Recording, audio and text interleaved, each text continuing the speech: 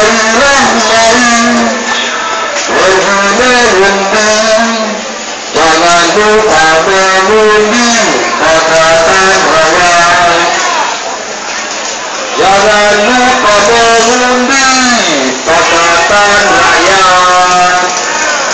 Terima kasih kepada semua petugas-petugas, kepada semua pasukan keselamatan, kepada semua pihak-pihak yang terlibat dalam memberikan kerjasama sepanjang berlangsungnya majlis ini.